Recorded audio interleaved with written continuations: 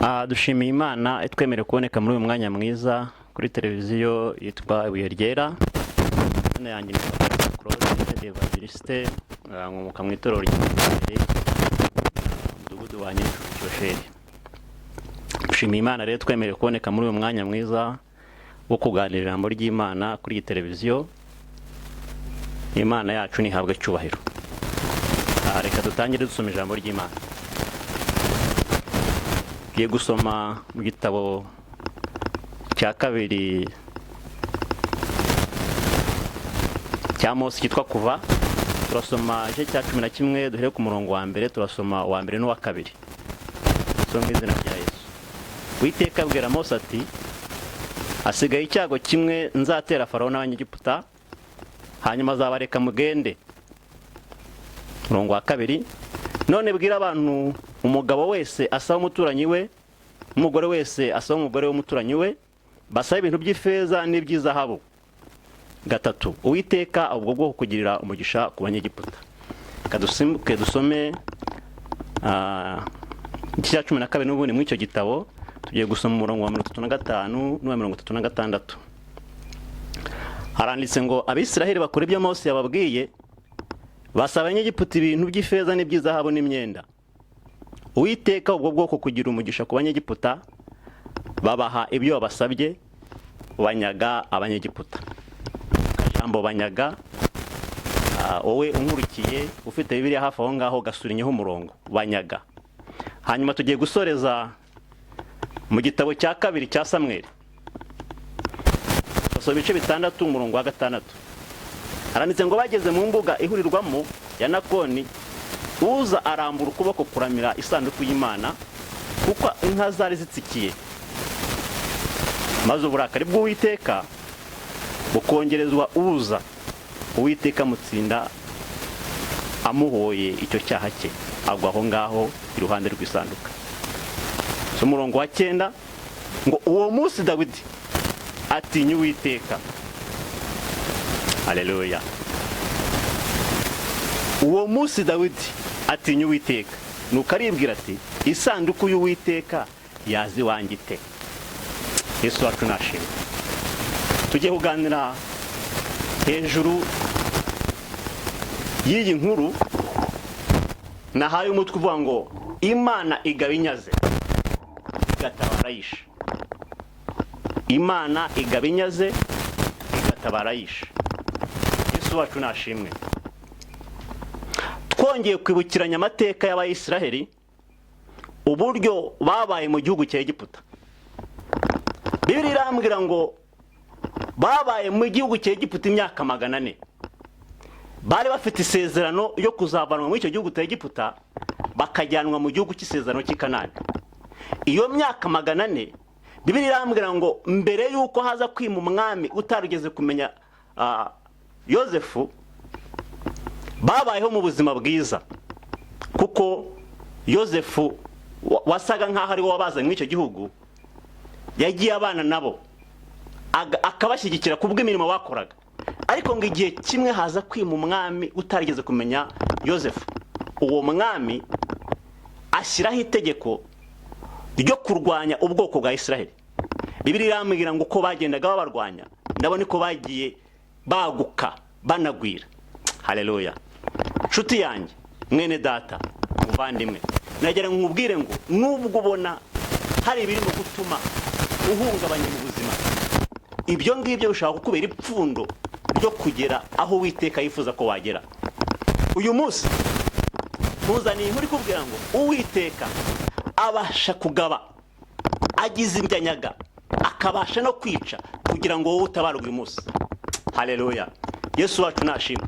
Abayisiraheli ngo igihe kimwe baza gusenga, mu myaka 400 bari bamaze nta buryo bafite bwo kumvirwa, ariko ngo umunsi umwe basenga Uwiteka. Muri uko gusenga ngo Uwiteka yibuka isezerano yagiranye na Aburahamu na Isaka na Yakobo, yohereza Mose kubavana muri icyo gihugu.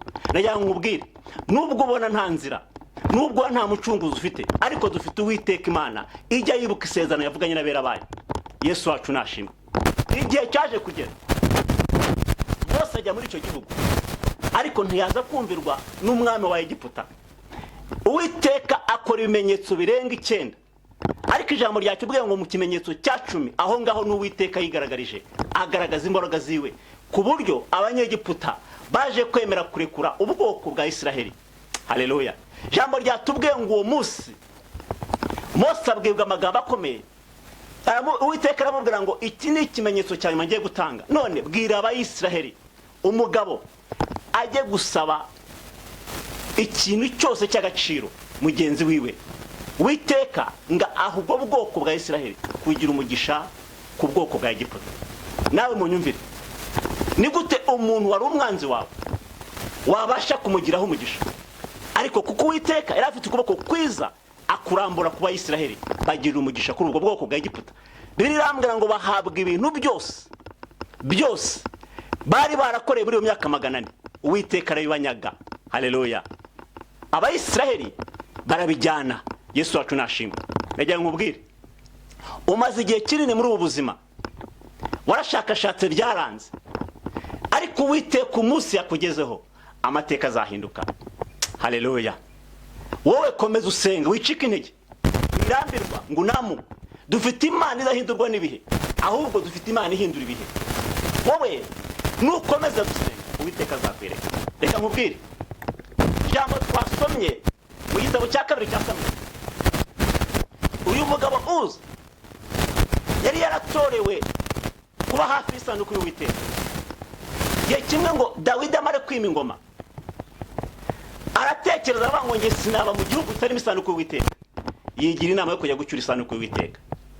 Muri uko kuyicyura, umugabo wita Uza yari mu bantu bari baratorewe cyangwa bari barasengewe kugira ngo barinde isanduku y'Uwiteka. Icyo gihe barimo bayicyura ivana kwa Abinadamu, Uza arayikurikira yiherekeje. Haleluya. Ngo uwo munsi inkiza gutsikira, igiye gutsikira ngo Uza ashaka kuramira iyo sanduka.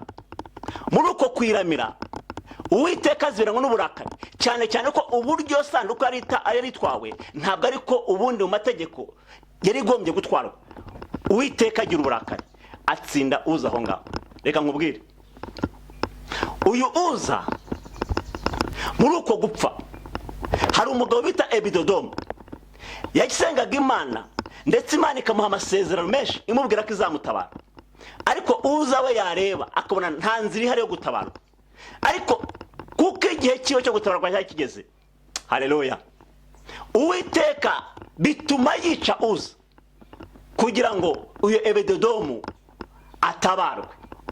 Haleluya.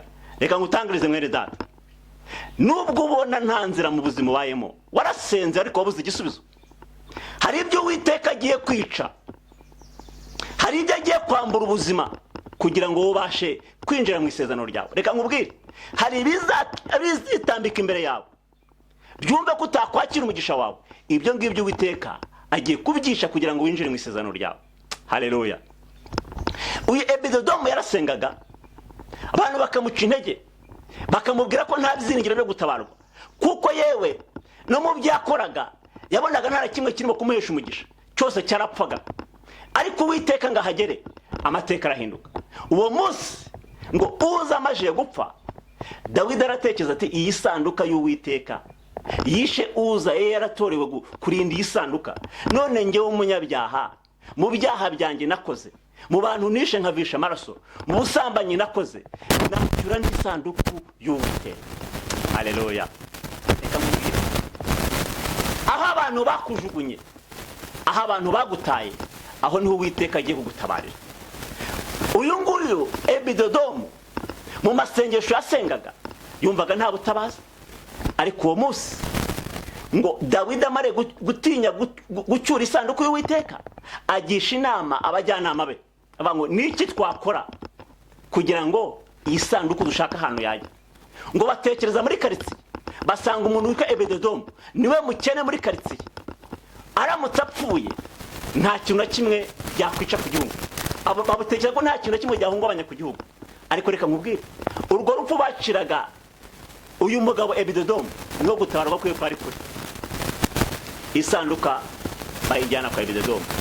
Ebidodomu amare kwakira isanduka, abwira umugore ati, mugore wawe, urabizi ko twebwe nta gitanda, kandi Uwiteka iyi sanduku yiwe igombye kugira ahantu ijya hagaragara hahabwa icyubahiro.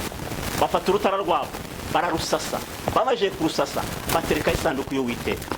Haleluya.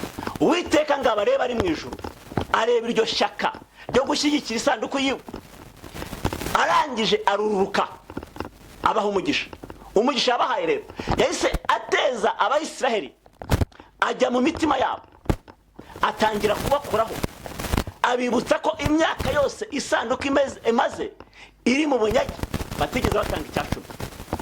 Uwabyaje n'icumi, Uwiteka akamusaka akamubwira ko agombye gutanga icyacumi cy'inkimwe. Uwacuruje akunguka, Uwiteka aramusanga amubwira ko agombye gutanga icyacumi. Icyo gihe Bibiliya tubwira ngo batonze umurongo batanga ibyacumi kwa Ebededomu, kugeza ubwo umwami n'abajyanama be bicaye basanga nta kintu na kimwe kigera ibwami. Haleluya. Bibiliya tubwira ngo mu mezi 3 gusa uyu Ebededomu yari amaje kuba umukire uruta abandi bose muri iyo karitsiye.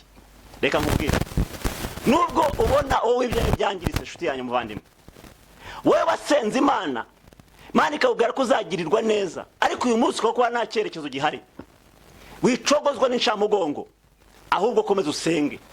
Uwiteka afite inzira nyinshi yanyuramo kugira gutabara.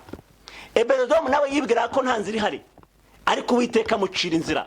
Uwo munsi aratabarwa, izina ry'Imana rihabwa icyubahiro. Haleluya. Uyu munsi nawe nshuti yanyu muvandimwe, komeza amasengesho, komeza utumbire Imana yavuganye nawe, yitegereze wihanganye. Jambo ryarambwiye ngo ntabwo yica isezerano, ngo si umwana w'umuntu ngo abeshye, ahubwo ikintu yavuze aragisohoza. Uyu munsi nawe gumya guhamya ibyiro byawe udashidikanya, kuko iyagusezeranje niyo kwizerwa no kubikora izabikora. Nshuti wanjye muvandimwe urimo kunkurikira, waba uri mu Rwanda, waba uri hanze y'iki gihugu, ariko urabona amateka yawe yarapfuye kuko warashakisha inzira nyinshi zo gutabarwa warazibuze, ariko komeza ufate ukuboko Uwiteka.